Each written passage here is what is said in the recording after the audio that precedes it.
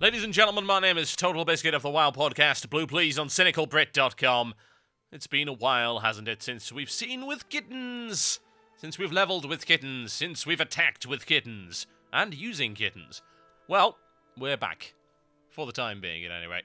We'll try and finish Darkshore, because we got so far through it, and even though the rest of the stuff isn't amazingly entertaining, I thought we'd best do it anyway. Sounds like a plan, doesn't it? Sounds reasonable. First thing is first, for the rest of this you need to go down the south of Darkshore, and I would strongly recommend picking up that flight path, because in this little grove here there was absolutely nothing of any use whatsoever, as I discovered when I realised I didn't have anything to drink. Now I switched my guy back to balance, simply because I felt like it, wanted to just play a little bit of balance. Obviously, running around as a bear is fairly entertaining, running around as a cat is fairly entertaining, but now I have the running wild mount, quote-unquote, as you can see there. It's not like I really need the speed, so I'm going to do it that way. Now, there's a bunch of quests that you get here, and it extends all the way down to the Master's Glaive, which is quite an interesting little area if you're into the old ones and nonsense like that. So we're going to have a look at that one first. Now, the length of this video is quite substantial. There's a lot of it. Did an awful lot of questing here. Didn't finish it, though. There's still more stuff to do. So I'm going to split this video into two parts for ease of viewing. I don't think you'd appreciate an hour-long video, considering some people have problems loading my 20-minute videos. Now, aside from the stuff that you've got there, you've got a bunch of quests that are given by these furbuls. The furbuls are in trouble. There's a bunch of corruption going on around here, if you hadn't already noticed. That's the general theme of this area. Things are going down. And generally speaking, they involve the Twilight, old gods, and nasty evil diseases. So we need to save the furbolgs, as well as go and check out the unpleasant statue that we've got going on there. Also bear in mind that all of the furbolgs around this area, aside from those two, are aggressive, which is quite irritating. Now, you've probably noticed this if you've played on the live server, since I assume these mechanics are now in play, but many of you might not have played a druid. So the Eclipse mechanic now works. It's been a while since we've even bothered with it. And as you can also notice, they've changed the animation and the general particle effect on Star Surge, so it isn't a lava burst that's green anymore. That's good. So what happens is you sort of push it in one direction, and once you get to full, you get a bonus damage to another kind. So if I push that all the way to 100% solar power, I believe I can then nuke Wrath, which is a nature spell, obviously. And I'll gain 25% bonus damage until we go back to the middle of that Eclipse bar, and then we start going the other way, at which point we gain damage on Starfire, and it goes back and forth, and it's just something to encourage you not to nuke the same spell over and over and over again. It's okay. It's fairly reasonable. It takes a little bit of getting used to. It's not like you have to use it, but it's convenient if you do. So what you really want to be doing is to try and maximize the amount of one particular side of the bar that you're getting at any given time. So right now, since I'm in solar, I want to be hitting it with more things like Moonfire and, of course, Starfire to build up that bar. And Star Surge will push it up one way or the other. So will Insect Swarm, by the way. So there are a couple of abilities that are going to give you some points on that Eclipse bar regardless. Now we have to sneak in here as a Panther. Yes, we have to use the Panther thing as opposed to just sneaking in there anyway. Soggoth the Slitherer is the name of this particular Harbinger of Doom. Apparently he's not an old god, he's just a herald of an old god. Although, you could have fooled me, because he's pretty goddamn enormous. There's some interesting lore that you learn about this guy here, and how exactly he ended up the way that he was. But we're going to go and check out the top over there, which is where we need to go for the rest of the quest. That'll give us a little bit more info on what the Twilight's plan is. Okay, I'll drop a talent point in here as well, just give us a little bit extra damage. You don't get all that many particularly influential talents early on in the balance tree there, which kind of sucks, really, but hey, you deal with what you've got. A little bit extra, never hurt anybody, except the people I'm hitting with it, which is the general idea. Okay, we need to head all the way up here. This takes ages, just because you've got to sneak. You've got to avoid the faceless ones. The irony being, of course, the ones without eyes are the ones that can see you. Go figure. Avoid those, sneak around, and you should be fine and dandy. And there you go, no problem at all. Oh, evil plans are afoot and there are gnomes involved. This cannot be good. Our men are almost finished unearthing Great Soggoth. Is the ritual ready? Not quite. We shall need a great many offerings of sacrifice before the herald of the old gods roams the land again.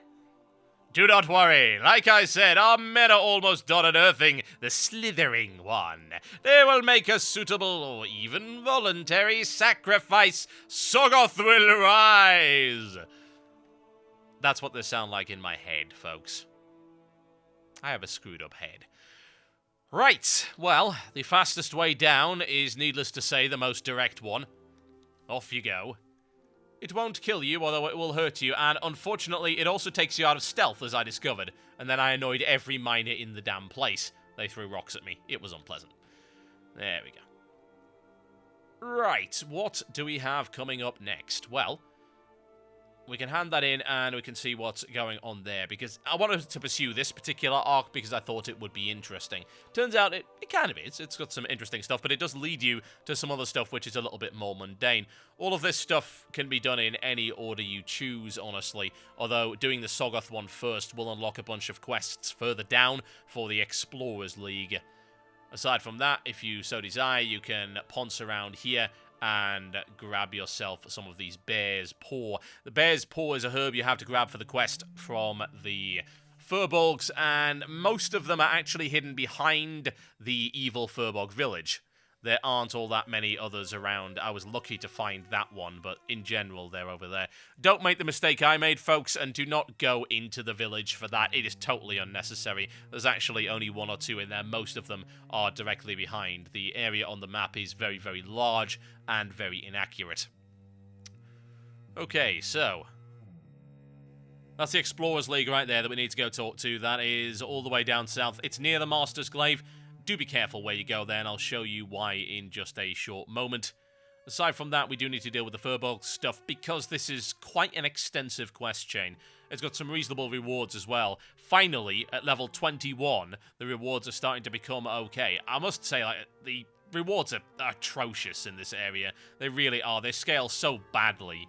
It takes you ages to actually replace the stuff that you got from the Worgen starting area, and they haven't done anything to fix that yet, which to me is something of a concern. I don't think people are going to enjoy Darkshore all that much if for about 7 levels or so they are getting gear which is complete garbage. There you go, nice little power aura for the Eclipse right there. So what we want to be doing, as indicated on the hotbar, is nuking Wrath to gain that extra 25% damage. And it'll take you all the way down to the center again. Once it evens out and starts going into the other side, then that's when the Wrath bonus will deactivate. But if you keep nuking that, you will end up on the other side of things, so you can start doing the arcane version of it. And then you go backwards, forwards, backwards, forwards. But like the enhanced tooltips say, I call them enhanced, it's a little bit like tooltips for dummies. I don't actually disapprove of it, though. The tooltips now on these abilities, if you have a look at them, will give you a larger and more detailed description of the kind of situation that you're going to want to use the abilities within.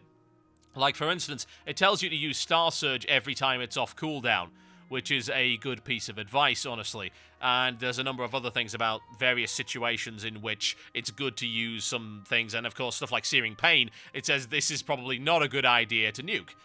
So it's good. It's good for people that don't know the game, and it's good that they're giving a little bit of extra information. That can be turned off, by the way, if people are really annoyed by it. It can be disabled in the options, so it is completely optional.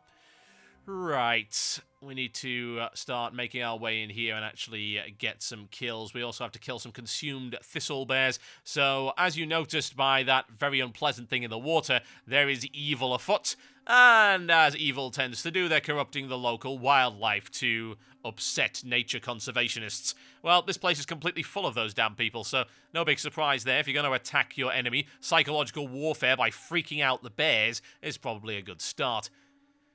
Right, where's the last one? Okay, we shall burn that one down. It's been a while since I've played Balance, so I can't really remember the rotation I was using, especially since some of the abilities have changed around, and we have access to an awful lot more now.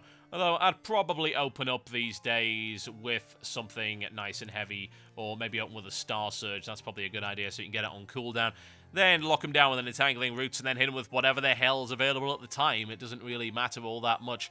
a combination of abilities just to make sure that you trigger an eclipse and then use the appropriate spells therein. As I discovered when I was walking in here, there actually aren't any of those bear paws, which you would think there would be. This is well within the area on the map that they're supposed to be in. As it turns out, they are not here, which is fairly annoying. Never mind. I would strongly recommend that you avoid engaging these guys. They are very unpleasant, and they will gang up on you happily. The nasty thing about that area, actually, is there's so many walls that you can very easily walk past a mob without noticing, so you can end up getting jumped by 2 or 3, which will probably kill you. And as you can see, I don't have anything to drink. It's odd, because quests used to give you quite a lot of that stuff, and I don't have any water. The only place to get it in this area is all the way back at the Night Elf town, which is up to the north. You can't get it in the Grove, which is incredibly silly. I don't know why there isn't a vendor there. That would be something that I would recommend Blizzard puts in, because since that's a major quest hub that you're going to be at for quite some time, you really don't want to fly all the way back up to the north, and if you didn't pick up the flight path, then enjoy the run. Okay, let's sneaky around here and see what we can find. Well, the answer is absolutely freaking nothing, so I'm going to skip to a place where we do find them, and this is the best place to get these bear's paw that you need. I don't really know how to describe the videos that I do in this leveling. I mean, is it a let's play? Is it a guide? Is it a me talk bollocks over stuff that's not all that interesting for a while? I think it's a combination of all of those. The fact that people keep watching them is a mystery to me, but hey, whatever. If you keep watching them, I'll keep doing them. There's something that I had considered for the actual launch of Cata. You notice that I didn't really do any of the quests in the new areas. I'm thinking I might run an alt for that and actually do them and just LP it. LPing WoW is such a dumb idea overall, but considering people keep watching it, why not, you know? Well, I suppose you can also use it as a guide if you run into any problems.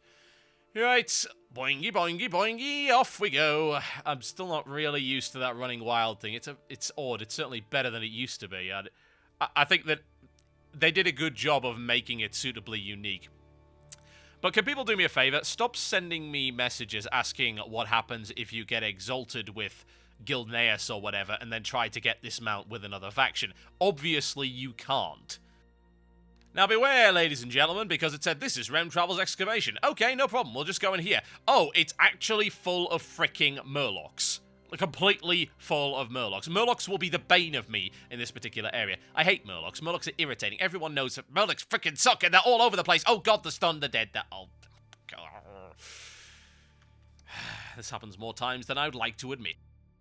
Yeah, I might want to pause this bit, by the way, because it's a nice bit of lore here. Otherwise, I'll give you a quick rundown. So, Sorgoth the Slitherer, who's the guy behind there, was one of the heralds of the old gods, and the Titans sent a bunch of dudes to deal with them, 20 stone giants. All the 20 stone giants got their asses kicked except for one, who allowed himself to be enveloped by the tentacles and then stabbed his big sword into his head, which is why there is a giant sword in the head of what looks like a statue, but it's actually an imprisoned herald of the old gods. That's what happened, and now they're a little bit concerned because they've run fresh out of stone giants, so they can't really do that again. Needless to say, they're going to have to stop that excavation, otherwise things are going to get real very, very quickly.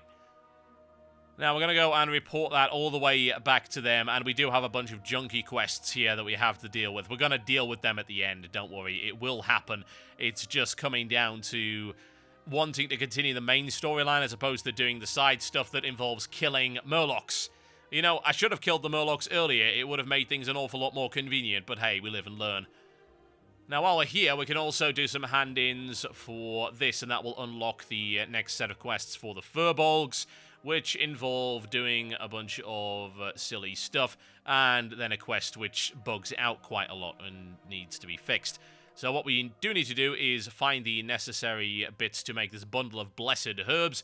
There is a plain strider around here somewhere that we'll need to kill in order to get the feathers, and then we go find an ancient bear statue which is lurking around that grove of the ancients over there to make the herb bundle, give it back, and then we do some stuff. And there you go. That's what we're looking for, folks. That plain strider right there. Fleetfoot. Kill it, get the feathers, and then head over to the bear statue to make the bundle. Needless to say, it's not that hard to kill. It's a plain strider. That said, I've met some angry, nasty, unpleasant plain striders in my day. I tell you that for a fact. They go for your kneecaps and other more vulnerable areas. It's not nice. Tell me where is the ancient bear? over there. It's not clearly marked on the map. The thing about the nice quest markers on the map is that they're cool, but they only give you a general vicinity. That's what we're looking for right there, that sparkly thing just around the corner. As you can see, we're sitting right on top of it, and there it is. Use the bundle. And that somehow blesses the herbs, Lord knows why. It's an inanimate piece of rock that looks kind of like a bear. Honestly, it doesn't. It looks like a really angry seal. It was an abandoned bear statue. Maybe its former glory has since gone away. Okay, well, she's not all that happy about that, but doesn't seem to want to do anything about it right now. Meh. Defend the wilds from the demons. And now we've got to gather some seeds. Yay, sounds exciting. One of them involves capturing a wisp, which is annoying as hell, because you've got to chase the bloody thing. Needless to say, wisps are a little bit tricky to get your hands on. Okay, and last but by no means least, we need to go and get something from a shell on the beach.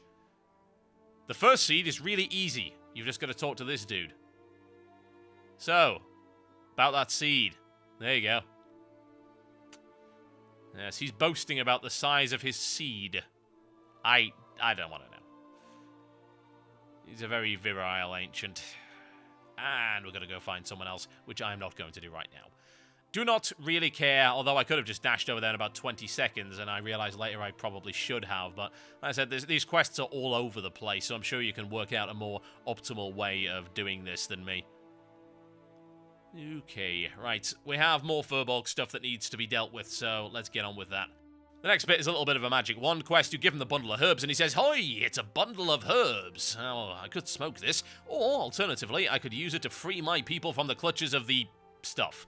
And I do actually mean the stuff. It's a little bit odd. But he will give you that, and you have to use it on the mad furbolgs. It will separate the corruption from the furbolgs. They will both attack you, which is really annoying. And once you kill the corruption, it is supposed to release the furbolg from its torment. As it turns out, it sometimes doesn't. Also, there are bears, and they will happily attack you whenever they get the chance. Use it, there you go. There is the Spirit of Corruption, which is just a green ooze. Nuke it down as quickly as you can. You'll get hit fairly hard by both of these. Do be careful not to pull a bear as well. And there you go. Suddenly, he's very, very grateful over the whole affair. I don't really want to know where the green stuff came from. Honestly, I just don't. There are things that are unnecessary. Now, as regards to locking that down with entangling roots, that's really the opposite thing you should be doing, because you can end up pulling a bear. Oh, there are bears. There are so many bears, and then you die. 'Cause I'm a noob. So what I thought I'd do is I'd try something a little bit cleverer. I'd lock down the guy after I'd used the herb bundle, and then just kill the Spirit of Corruption, no problem at all. So I'm not taking extra damage from him once I move away. Except those things break randomly for no reason. It's not a very reliable piece of crowd control as much as people say otherwise. It can break really easy. Okay, bring him down, no problem at all. And he's very, very happy about the whole thing. However, bear in mind that if you are running around without water, then you are going to run out of mana very fast, especially as a balanced druid. Something I was not used to while playing Feral and rapidly discovered was terrible. Now, this is a problem, actually, because I thought, right, I'm going to lock him down. If you cast that first and then don't cast the blessing until afterwards, what apparently happens is it bugs out and refuses to become happy and joyful all over again. You see, we kill it right there. Does it care? No, it's still aggressive. Yeah, interesting, isn't it? It also appears to be distance-based, as we're going to discover fairly shortly, so this quest is still very buggy, and it's something they do need to resolve. As far as I'm concerned, once you kill the Spirit of Corruption, the damn thing should stop attacking you. As it turns out, it doesn't want to do anything of the sort. I don't know, maybe if casting it again will cause another spirit to come out, but I didn't try that. Ugh. Yes, annoying, isn't it? Heal ourselves up and then suddenly realise that we have no mana to speak of. Bloody wonderful. The only drink I've got is a Pinot Noir, which apparently doesn't give you anything. Okay, so what we're going to try and do here is we'll use the Blessed Herb bundle first, straight into an Entangling Roots to keep him away, and then we can kill the Spirit of Corruption. This does work, but later on, I discovered that if you run too far away from the furbolg, it seems that you don't get the credit for it. I again, don't know why that is. It's just an issue with the actual quest, and it does need to be fixed. What you can also do while you're here is beat up these Jade Fire Braziers, although I found out the best way to do this was just hot yourself up, run through the entire place, and smack him. that works fairly well. Okay, here's the bug coming up right here. You should be able to see it. So I'll move away from him because he's a caster. Obviously, I don't want to get shot at. So I'll move away. I'm still getting hit even from all the way over there through a wall, which is wonderful. Very, very low on health indeed. Quick healing touch, no problem. Oh, look, I'm basically out of mana. Hit him with a Star Surge and bring him down. And do I get the credit? Yes, I do. However, does he still attack me? Yes, he does. It's a little bit daft, isn't it? I don't know, maybe it's intended, but I don't think it is, honestly. Surely that would release them from whatever problem they happen to have, but you get the credit anyway. It's just irritating. All credit to them, honestly. I mean, spicing up the quests like this is good. This in vanilla would be just a generic kill quest. It would be kill 8 maddened furbolgs. Now it is separate maddened furbolgs from a slimy spirit of corruption thing, which comes from God knows where, kill Spirit of Corruption, and then maybe if the quest actually works correctly, you will be able to get the credit for it. Oh, there you go. Like I say, it's still much, much better than what we're used to in the old world, so I can't really complain too much. I locked him down, mainly because locking the other guy down was pointless, and I didn't want to separate him too far away and have him bug out again. Hit him with a Star Surge. That still hits like a truck. I'm sad that it doesn't have the knockdown effect anymore. Maybe it was the PvP guys that cried about that. But I loved being able to hit them with something so hard that it actually caused them to fall flat on their arse. I think that was great. Now that they've taken that out, it's just not as entertaining as it was before. It reminds me of an MMO that I played for a brief amount of time. It was by the name of Champions Online.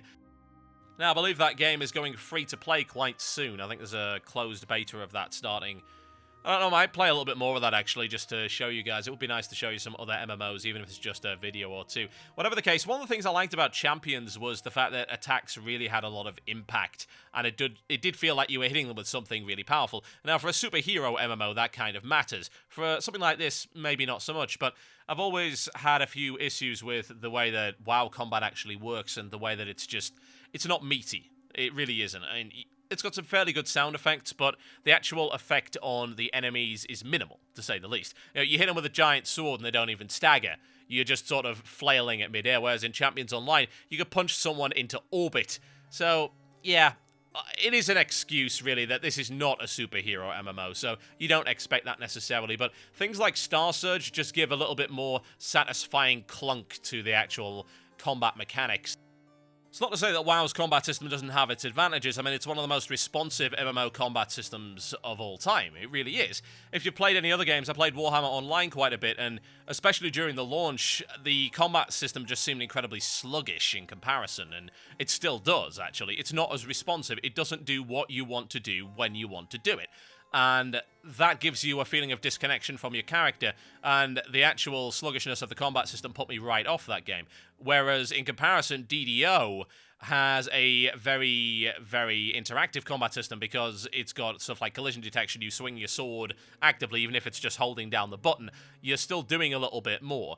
But WoW has this nice strike in the middle of it, whereby you are disconnected from your character because you're just pressing hotkeys, but the actual act of pressing the hotkeys is generally really responsive. Like, you will get an action immediately. You'll get into a nice rhythm. You're not having crazy lag. But it's not like you don't get lag. It's just the way that the game is coded, it feels a lot more responsive than other games. But like I said before, a little bit extra oomph would certainly not go amiss. Now, the easiest way, if you're a healing class, to deal with these Jadefire Brazes is just pull everything, hot up, and beat them down. Thankfully, these are not things that can be interrupted. There are certain items in the game, of course, that you cannot activate if you are being hit. These are not one of them. Break the braziers and then leg it.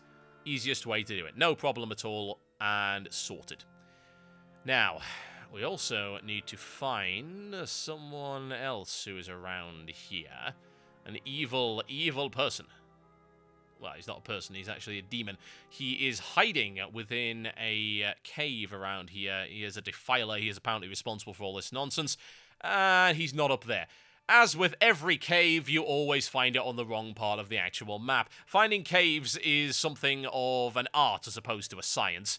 You'll see an indication on the map of where it is, but it will actually show you the bit underground. So you go up, it's like, oh, maybe the cave's up here. I'm standing right on top of it. Oh, wait, that's not where the cave is. The cave is actually all the way over there, and then you just have to go inside. I don't know what they can really do to fix that, honestly. I suppose maybe they just expect their people to be smarter than I am, which is totally feasible. But like I said, just be careful when it comes to caves. I always miss caves. I don't know if any of the rest of you miss caves and always get confused as to where they are, but hey, this is one of those times.